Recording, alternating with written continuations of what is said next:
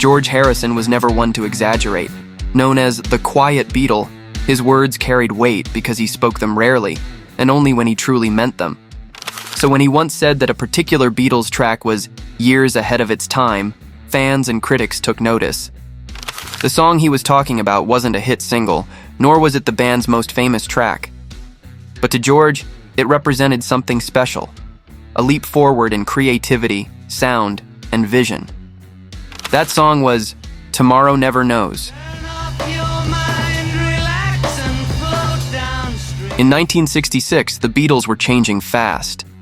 They had stopped touring, grown tired of playing to screaming crowds, and were searching for a new direction.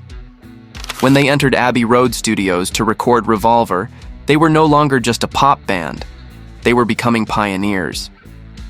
Tomorrow Never Knows, written primarily by John Lennon, was unlike anything anyone had ever heard before. It didn't have traditional verses or choruses. It was built around a single droning C chord, a sound more like a mantra than a melody. Lennon's lyrics, inspired by the Tibetan Book of the Dead, urged listeners to turn off your mind, relax, and float downstream. George was fascinated. He later said that the song was years ahead of its time because it dared to break every rule of pop songwriting. And yet, it worked. This wasn't just rock music anymore. It was art. Part of what made Tomorrow Never Knows so revolutionary was its use of the studio as an instrument. Producer George Martin and engineer Geoff Emerick helped the band explore uncharted sonic territory. Tape loops were fed backward through machines. Vocals were filtered through a Leslie speaker, creating that swirling cosmic echo around Lennon's voice. Paul McCartney brought in experimental tape loops he had been working on at home, snippets of laughter, seagull-like sounds, and distorted orchestral fragments. George Harrison's role was equally groundbreaking. He played the tambura, an Indian string instrument that produced a droning resonance, perfectly complementing Lennon's dreamlike lyrics. This was one of the first times Indian sounds were fused with Western rock, a precursor to the psychedelic era that would soon dominate the late 1960s. To Harrison, this was more than just experimentation, it was evolution. He saw Tomorrow Never Knows as proof that the Beatles were capable of transcending pop and stepping into something far deeper, music that could expand the mind. Lennon had told producer George Martin he wanted the song to sound like 1,000 monks chanting from a mountaintop. That was nearly impossible in 1966, but somehow they achieved it. The result was hypnotic, otherworldly, and years ahead of its era in sound design and concept. Harrison later said that Tomorrow Never Knows showed him how limitless the Beatles could be. It wasn't just about melody or lyrics anymore. It was about atmosphere, texture, and emotion. He felt that this song marked the true beginning of the band's psychedelic period, even before Sgt. Pepper's Lonely Hearts Club Band took it further. For George, who was exploring meditation, Eastern philosophy, and Indian music at the time, this was deeply personal. He understood the song's message on a spiritual level. The idea of surrender, of letting go, of moving beyond the ego. That's why, when he called it years ahead of its time, it wasn't just about the music.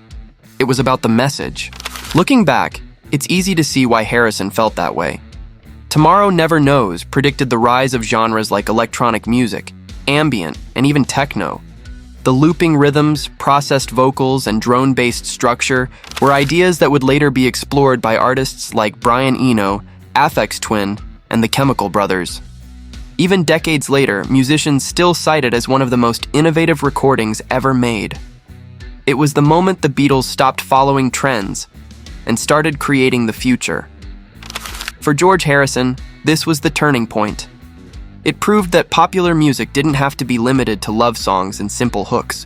It could express deep consciousness, spirituality, and transcendence. Tomorrow Never Knows also sparked something inside George himself. Soon after recording it, he began writing songs with a more spiritual and introspective tone. Within You Without You, The Inner Light, and later, his solo masterpiece, My Sweet Lord. He saw how sound could transform thought, how music could become meditation. In interviews years later, he often spoke of Revolver as his favorite Beatles album, and Tomorrow Never Knows as the track that defined its soul. He said, That was the first time we were consciously trying to stretch beyond what had been done before. That's why I think it still sounds new today. Even decades later, the track still feels futuristic, not because of its production tricks, but because of its spirit. It invites listeners to let go, to drift, to explore something beyond themselves, something eternal. At its heart, Tomorrow Never Knows is a bold act of artistic courage. It's the Beatles saying, "We're not afraid to lose fans, to sound strange, to step into the unknown."